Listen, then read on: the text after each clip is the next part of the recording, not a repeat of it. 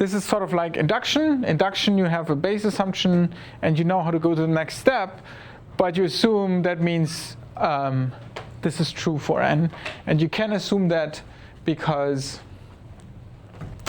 obviously 1 plus 1 plus 1 plus 1 is at some point a large number. Now, the major point about local variables is that, again, you don't know anything. You get called and you use your local variables, right? But it also means if each call has their own local variables, that we have to have the memory for it, right? So each local variable uses memory, and we'll talk about that in a bit. Most important thing for you now, let's rethink this function, right? So this was sum of square n. We said n squared is n squared, and if n is smaller than 1, we can return 0. Otherwise, we reduce it to the sum of squares of n minus 1 plus n squared, okay? I don't think we have to show this for very long. We've done this a lot of times. However, what I want to use this example for is environment diagrams. So why would you use those? First of all, they're an interesting tool to understand what's going on. But secondly, what happens if it's not the perfect solution that's on the board, but you are programming it, and then something goes wrong? It doesn't do what you want, right? It's like, this has never happened to you, right? All your code you always wrote was always immediately right. In fact, that happens all the time, okay? So you have a couple options. First option is to test and think about it, which is an option. And unfortunately, your only option if you are in a midterm or in a final. In fact, you can only think about it. You can't even test. But the next one is, it could be test and then also output intermediate values of what's going on. Like output with a print n squared, right, to see what's going on. But the third option is to use some kind of automatic tool, right? And so here, we do that, right? So we use this Python tutor, but also there's other tools that we don't present here in lecture, like debuggers, profilers, and so on, that will actually go with you step by step through the program. And a profiler, for example, measures how quick certain program parts are executed. And a debugger usually gives you the states of all the variables. And we're going to use basically sort of our first approach to debugging on the slides, okay? And at the same time, we do it on a recursive function, which hopefully helps put down a better foundation for recursion, okay? So this is your Python program. It's sum of squares. And then at some point, of course, at the end, you have to just also call it with something concrete, right? So you say, I want to know the sum of squares of 3. Okay? So what Python does, it reads the function definition, basically, okay, and then obviously, the moment it gets to something concrete, it's going to now use this to call sum of squares of 3. Let's do it. So the main frame when you start your program is called the global frame. Okay, global is like the root, is the basically out of nowhere. We don't know where it's rooted. It's a universe. Out of some weird stuff out of the universe, somebody started this program. So let's call it global. Now, the moment we actually do a function call, sum of squares, we find out, we search in the global frame for that name, and then Python finds it, coincidentally at line 1 right now. And at line 1 it says, okay, I found sum of squares, so why don't I go into sum of squares? Now that you go into sum of squares, you create a new frame, right? Now there's variables that global doesn't know that only are valid within the function call. That's why we call this the F1 frame, the first call, first layer of calls. Now in the F1 frame, at this point when we call, we only know two things. A, we are in a function call, and B, n is 3, because that was given by the call.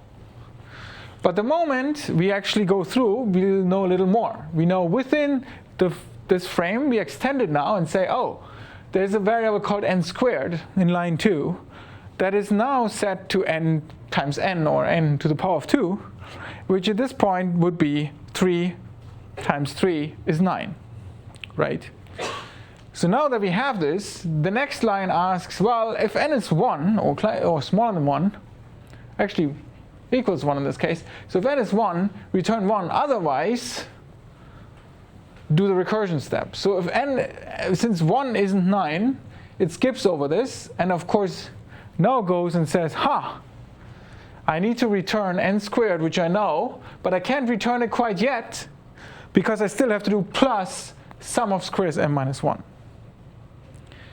So now that means, okay, I got to do that work. So computer goes into calling sum of squares n minus 1. Now n minus 3 minus 1 is 2, and that means we call sum of squares 2. So now there's a new frame, frame 2. Basically, the sum of squares 3 calls sum of squares 2. So we're nested one level deeper into f2, and we get a new local variable, n squared 4, because n squared is 2 times 2 is 4.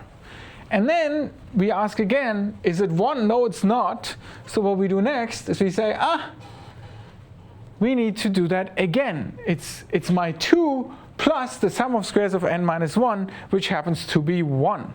So we call sum of squares of 1, which is in the next frame.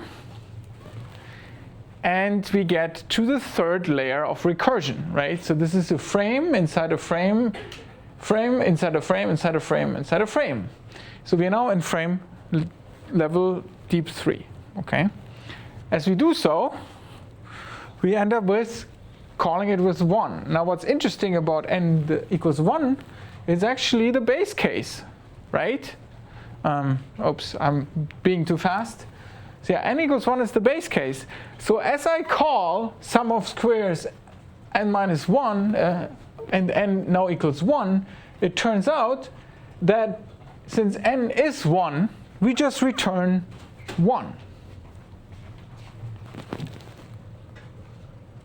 Right? So n squared ends up being 1, and then we return 1. Right? So now we can actually, we don't have to we don't have to recurse anymore. Basically, because we called it with 1, we do n squared equals 1 to the power of 2, which is 1, and then n is 1. So let's return the 1. Okay? It's a little double, by the way. What we should really have done is return n squared here, or do the n before or something, but it doesn't matter. It works. So now that we actually in that if return 1, we can actually finally return. So as we return 1. And as we return 1, we actually also get rid of one layer of the recursion. So we are back to f2, right? So now in f2, we say, what did I have to return? Well, sum of squares n minus 1, which turns out to be 1. So it's 1 plus n squared, which was of 2. So 1 plus 4, which is 5. So we have a return value determined to be 5.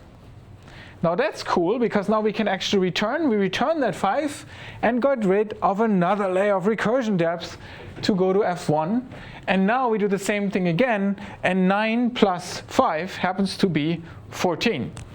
So that's why our return value is 14. And now that we're in the f1 layer, there's only one more thing to do. That is, 14 gets returned here, and that means it gets returned here at the end of sum of squares. So the global frame ends up returning 14. Good. Questions? Does that make any sense? Okay. So now, why are we going through this? Well, first of all, yes?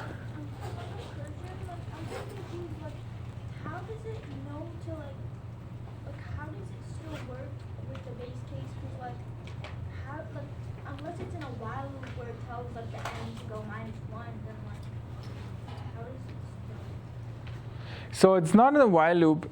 So it is because the state, so now in a while loop, we would have to store with accumulator or some variable, we would have to store, for example, you say for I in range, now I stores everything.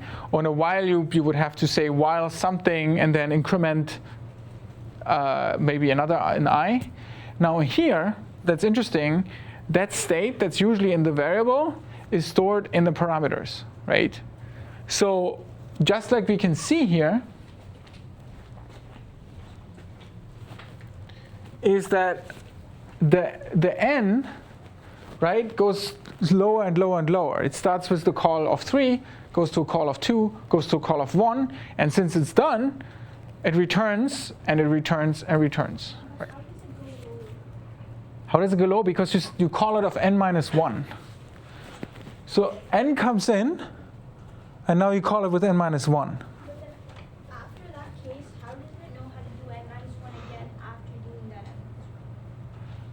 Oh no, because now you call it locally with n minus 1, right? So n is now n minus 1, and next time it's n minus 1, n minus 1.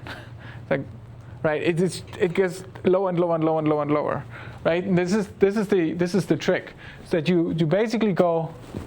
You should see this in the previous slide.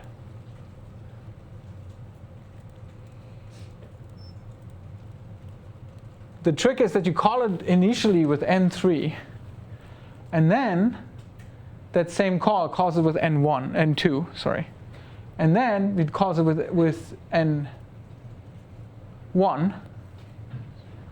and then you return, right? So it's 3 calls to get to 1, and then back, right? Okay, so. Here we go. Now, I almost answered the question actually that I wanted to ask. So there's one thing we want to introduce quickly. So a typical question you might ask is how much, right? How much time, for example, time is one resource. How much time is required to compute sum of squares n? Now, how much time will depend a little bit on how long you compute. I can give you sum of squares, and then your brain does it. I can give this to a pocket calculator, or I could give this to like a super big server. It's not clear how much each step takes, right? Because it depends on the hardware that's underlying. But we could at least figure out how many steps do we need. Okay, how many steps? And when at this point, we only count high-level steps. So we could, for example, count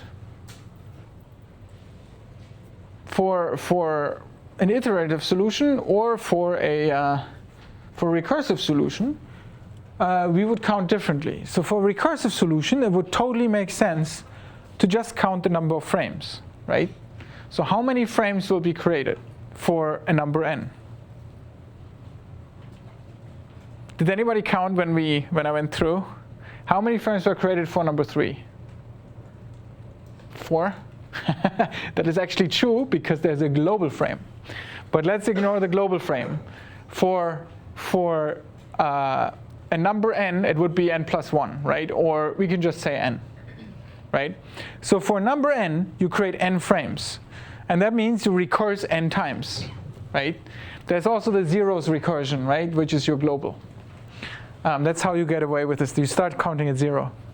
So the next one is, what if we did this iteratively? What if we did this thing with the accumulator and the while loop? How many times did we have to ask the while loop if the condition is still true? We could count that. If it was 3, that would be 3 times, right? We just add plus, plus, plus, plus, like n squared plus n squared plus n squared, and n just goes down, right?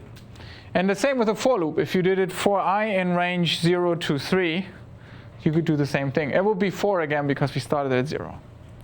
Now, it would have to be, yeah. Anyway, point is, we don't count the individual ones. What we do is we say it's linear in n. So if you have an input n, the number of steps is n steps. We call this linear in n, okay? It could also be squared in n, okay? So if you say it's squared in n, what it means is that you take, for number n, 9 steps. If then n was 3, it would be 9. If n was 10, it would be 100. And that's the actually interesting part. N squared between, let's say, for 9, it will be 81, and for 10, it will be 100. So it grows really quickly, right? Linear, you don't care. It's just one step more, right, between 9 and 10. Now, it could be exponential. Then one more step could be 2 to the power of n. That will be doubling each time, right? So that's why we are interested in that growth.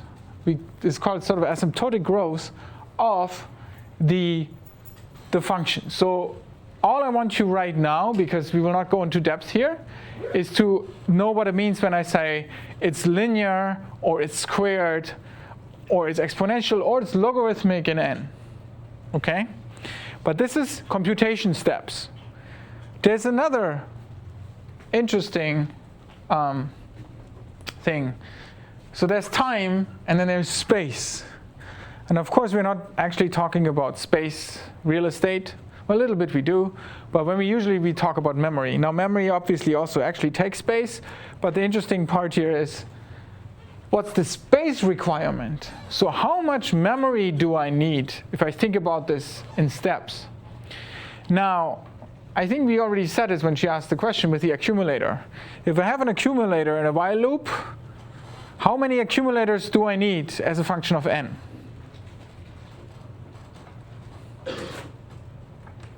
Any idea? 1? 1, right. Just say it.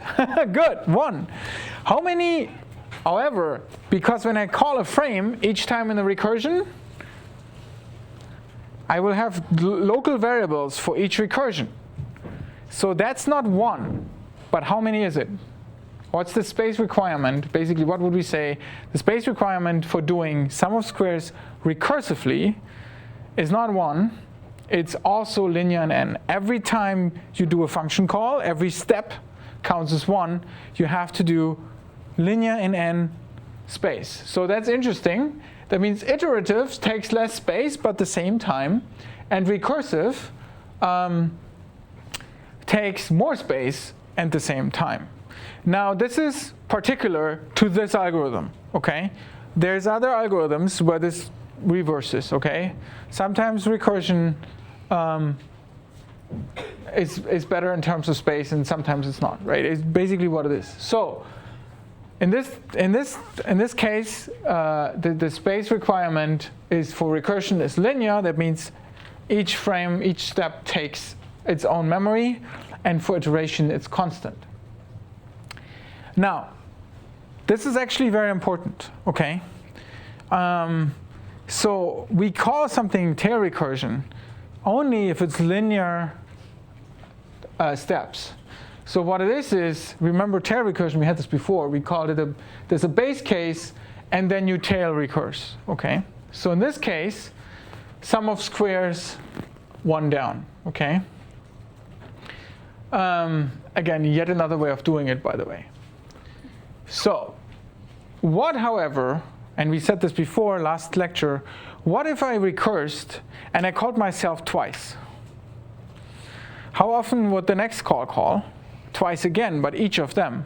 So that goes 1, 2, 4, 8, 16, 32, 64, 128, 256, 512, 1024, and so on, right? And so what that means is now we don't have linear anymore. We have exponential growth in both space and computing step.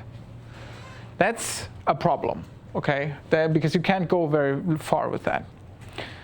Now, there's a bunch of problems that are just like that, however.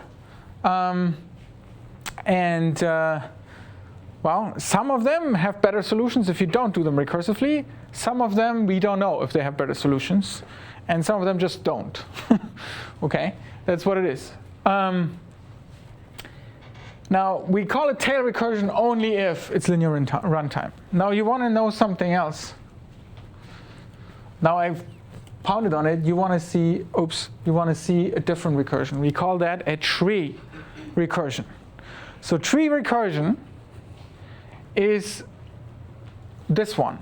It's basically what you do is you call twice, but on half the list. And in this case, by the way, the runtime ends up being n log n. So n, like linear, times log of n, okay, in the best case. In the worst case, it might just be n squared, okay?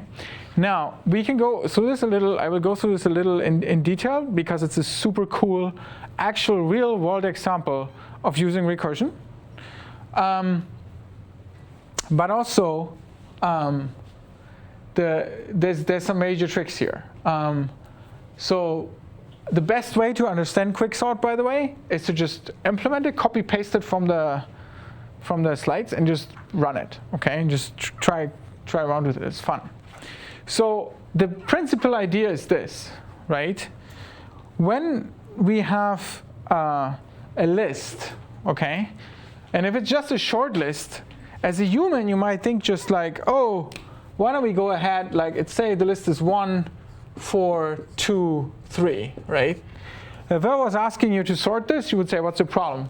1, 2, 3, 4, right? And this is often confusing for beginners because it's like, wait a minute, why is this so complicated to just sort a list? I can look at it, it's done. When you sort a list, you have to think about it a little differently. When you sort a list, you have to think about it as, what if I gave you a list of 1,000,000 numbers? Could you still sort them like in your head, like you do this one? No. But could you still sort them? Yes. How would you sort them? Yeah, you sort them by looking at less numbers each time, right?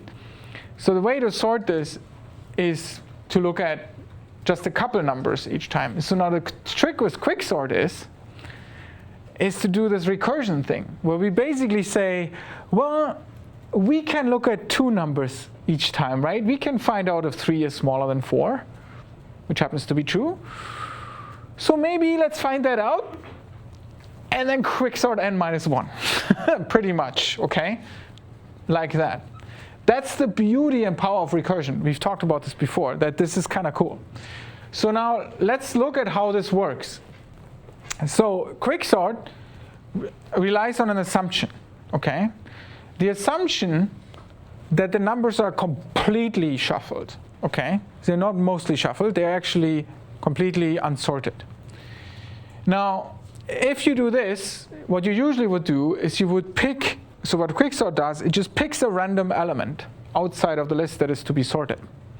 Now, in our case, to make things easy, we pick the first element, okay? Now, we pick a first element and we say, well,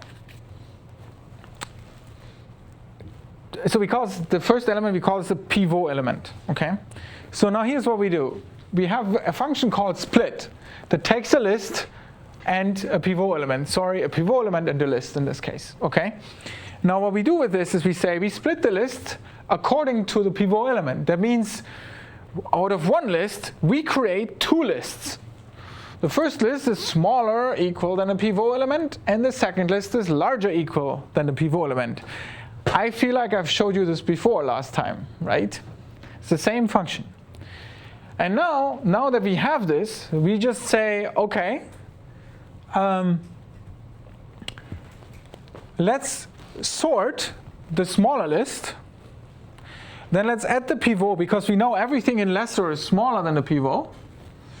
And then after that, let's sort the other part of the list, which we know is greater than the pivot. And that's it. Wait a minute, what? How does it sort itself? That's kind of cool, right? That is the power of recursion. We didn't even say how to really sort. All we said is, you know what, split the list and give me the middle element, and we just then queue sort back and forth. And that's it. Right? Now, there's a bunch of stuff going on. Let's take a concrete look at what happens, okay? So, let's say this is our list, and this is actually a brutal list because it actually has double. It has 3, 3, and then 4 comes a couple times, and so on, right? So let's say we wanted to sort this list. In our case, what we do is we take the first element as pivot element, which is 3, and we say 3, 1, 3, 2, 1, okay? Obviously, these are all the numbers that are smaller than 3. And then in the other part of the list, the second split, basically the second list that comes out of split, it's 4, 5, 4, 1. 417, sorry. Good. So that's one Q-sort branch now, and that's another Q-sort branch, and so we do that thing again. So we take the first element, 3 in this case, again, and then we get 2 lists. Well, let's get all the elements that are smaller than 3. Oh, guess what? 3 was, by this chance, already the biggest, so this becomes the empty list. Nice. Because how much work do we have to do on an empty list? 0. So we can stay there. So this is, now we have a list on the left that is 1, 3, 2, 1. Now we pick the first element again for the first call to sort, and that happens to be 1. That's a pretty small element, so it turns out we only get one element on the left part and all the other elements on the right part. Now we do that thing again. Well, guess what? If you do 1, nothing happens. You get 2 empty lists because nothing is smaller than 1, but obviously 1 is still there. Now we're done with this chain of the recursion. We recursed, and we're done here. This is a sorted list. Let's keep it sorted. I mean, it's a pathetic sorted list, but it's a sorted list. Now, we go back in this chain. And on the right, we now say, OK, let's take a pivot element 3 and find out what's smaller. Well, it's 2.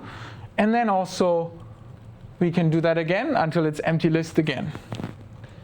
And then we end up by returning, well, the pivot was 2 plus the rest of the list is 3. Okay? So we end up in this branch with a list of 1, and in that branch with a list of 2, 3. And then we can merge this again because the pivot was 1. So it's 1 plus the pivot. So this 1 plus the pivot plus 2, 3. 1, 1, 2, 3. And in fact, if you paid attention, you'll see that we just sorted through that part of the list. In fact, wait a minute, did we? No, there's another point because the pivot 3 from up there needs to be back added here. Okay, now we sorted to that part of the list. But that was only the left part, okay? So we did left, add pivot, right, and then you end up adding them all together. But here's what's interesting. All these red sublists are all sorted, right? That's because it's Q sort P plus the right one. So get this one. And now we do it on the right again. Now we only do the right one, which is 4, 5, 4, 17. Get a pivot out 4, 5, 17. Empty, keep it 4, 17. Empty, keep it 5. Now merge it together in the recursion call. And now here's what's interesting. We end up in the main recursion, when we go back to sort of the F1, with this list, plus pivot, plus this, okay? And guess what? This is a sorted list, and this is a sorted list, and you end up with this sorted in the end, okay? So now, I don't expect, this is very hard to just see, but I wanted to show you this once, and I want you to try this out at home, okay? So take the code and just play around with it, because it's one of the more difficult ones, but it's like one of the foundations, like quicksort. You know, you basically could say, oh, I'm starting to do this computer science connector, and they'll probably ask you, did you do quicksort yet? Right, it's one of those. But the best way, I mean, I went through one pass explaining it. The best way to understand it is now to just think, okay, wait, what did I learn about recursion? How does this work? And just really print this out. Do the same thing again. Because the whole trick is to understand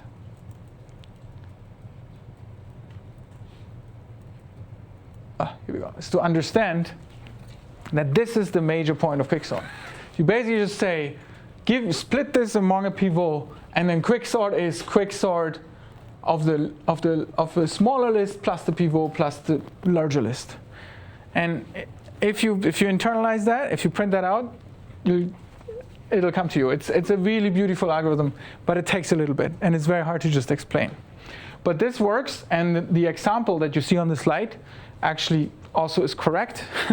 So go ahead and just try it out. It is kind of interesting how this solves itself, right? We didn't even tell the computer really how to sort.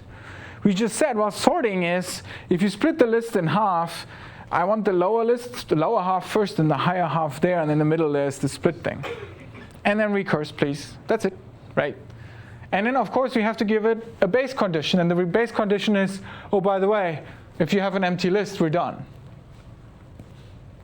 It's super cool. And I totally understand if it's not completely, if you're like, oh, my God, well, how does this work? Yes, try it out, OK? It takes a while to just manifest. But once you get there, that is the beauty of recursion, OK? So, Blum, we went to this.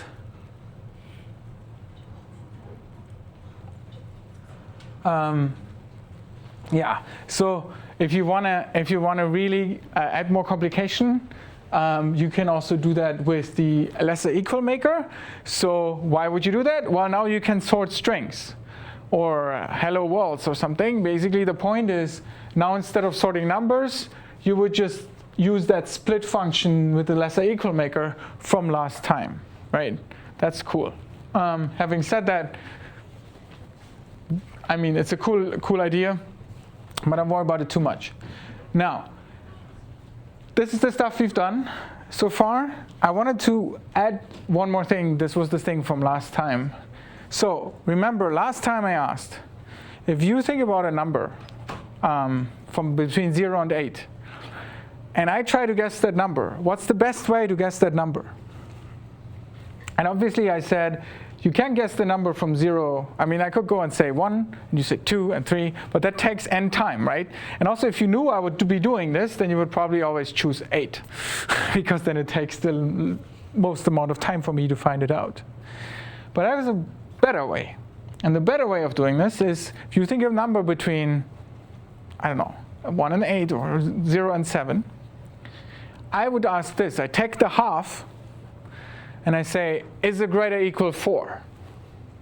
And if you say no, I throw everything away, 5, 6, 7, I throw away, and I only ask 1, 2, 3. Is it greater or equal 2? Right? And you say yes. So now it's either 3 or 2, right? So what it does is, I split the list in half each time, and then I get rid of the half that already is excluded, and I only work with the half that I want. That is called binary search, and guess what?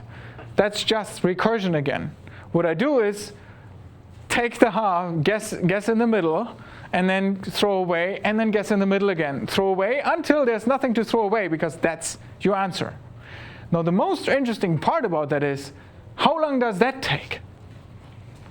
Remember, I said the solution where I go, is it 1, is it 2, is it 3, and so on, takes linear time.